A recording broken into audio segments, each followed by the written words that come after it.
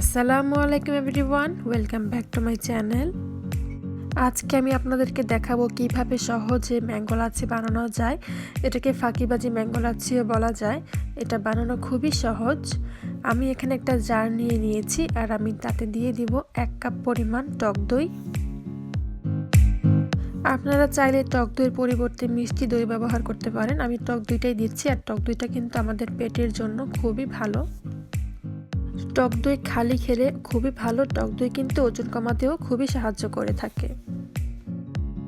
যেহেতু এটা ম্যাঙ্গো লাচ্ছি, আমি একটা ম্যাঙ্গো জুস নিয়েছি লাচ্ছিটা বানানোর জন্য। ম্যাঙ্গো জুস সারা বছরই পাওয়া যায়, সব জায়গায় অ্যাভেলেবেল। আপনারা যে কোনো ব্র্যান্ডের ম্যাঙ্গো জুস নিতে পারেন। তো আমি এখানে দিয়ে দিচ্ছি ম্যাঙ্গো জুস। অল্প পরিমাণে দিয়ে টক দইটার সাথে খুব ভালো করে মিক্স করে নিব ম্যাঙ্গো জুসটা।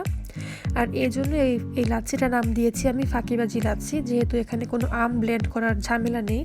তাছাড়া এই লাচ্ছিটা সারা বছরই খাওয়া যাবে যে কোনো সময়। যেহেতু সারা বছরই আম পাওয়া যায় না, বছরে যে কোনো সময় ম্যাঙ্গো লাচ্ছি খেতে হলে আপনারা এই পদ্ধতিটা ব্যবহার করতে পারেন। আর ম্যাঙ্গো জুসটা হতে হবে অবশ্যই খাঁটি। আমাদের দেশে অনেক ভেজাল ম্যাঙ্গো জুস পাওয়া যায়, ওগুলো হলে আবার ভালো হবে না টেস্টটা। তো আমি আরও কিছু পরিমাণ ম্যাঙ্গো জুস দিয়ে দিচ্ছি। খুব ভালো ব্র্যান্ডের ম্যাঙ্গো জুস হলে ভালো হয়। আপনারা চাইলে ম্যাঙ্গো পাল্প পাওয়া যায় বাজারে, সেই পাল্পটা দিয়েও একইভাবে ম্যাঙ্গো লাচ্ছিটা তৈরি করতে পারেন। আরও কিছু পরিমাণ ম্যাঙ্গো জুস দিয়ে দিয়েছি। এটা আসলে পরিমাণটা কম বেশি করতে পারবেন আপনাদের ইচ্ছে অনুযায়ী। সেই সাথে আমি দেবো একটু লিকুইড মিল্ক। আপনারা চাইলে মিল্কটা বাদ দিয়ে শুধু জুস আর টক দই দিয়েও এই লাচ্ছিটা বানাতে পারেন। মিক্সারের সাহায্যে খুব ভালো করে মিক্স করে নিয়েছি।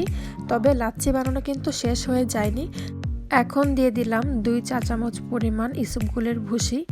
ইসবগুলের ভুসিটা কিন্তু আমাদের পেটের জন্য খুবই ভালো। আর রমজানে খালি পেটে এরকম ম্যাঙ্গো লাচ্ছির সাথে একটু ইসবগুলের ভুসি খেলে কিন্তু খুবই ভালো হয়। এটা খাবার হজম করতে যেমন সাহায্য করে, তেমনি অ্যাসিডিটিও কমায়। এখন দিয়ে দিয়েছি চিমটি পরিমাণ লবণ। এটা অপশনাল, না দিলেও হয়। আর ভুসিটাও না দিলেও হয়, তবে ইসবগুলের ভুসিটা খেতে পারলে ভালো স্বাস্থ্যের জন্য। আর দিয়ে দিচ্ছি 2 টেবিল চামচ পরিমাণ চিনি। ব্যাস, এগুলোই হচ্ছে ম্যাঙ্গো লাচ্ছির উপকরণ। এখন সব কিছু খুব ভালো করে মিক্স করে নিলেই হয়ে গেল। আপনারা চাইলে যে কোনো উপকরণ বাদও নিতে পারেন, সেটা আপনাদের ইচ্ছা। আমি এভাবেই ম্যাঙ্গো লাচ্ছিটা বানাই, আর সেটাই আপনাদের সঙ্গে আমি শেয়ার করলাম। এখন সব কিছু খুব ভালো করে মিক্স করে নিচ্ছি। মিক্স করা হয়ে গেলে আমার লাচ্ছি রেডি। ইসবগুলের ভুসির পরিবর্তে কিন্তু চিয়া সিডও অ্যাড করা যায়। তৈরি হয়ে গেল মজাদার সহজ ফাঁকিবাজি ম্যাঙ্গো লাচ্ছি। আশা করছি আপনাদের কাছে রেসিপিটি ভালো লেগেছে। যদি ভালো লেগে থাকে অবশ্যই একটা লাইক দিবেন, আর কমেন্ট করে জানিয়ে দিবেন কেমন লেগেছে। আর অবশ্যই আমার চ্যানেলটি সাবস্ক্রাইব করবেন। নতুন কোনো ভিডিও নিয়ে হাজির হয়ে যাব। ততদিন পর্যন্ত সবাই ভালো থাকবেন, সুস্থ থাকবেন। আল্লাহ হাফেজ।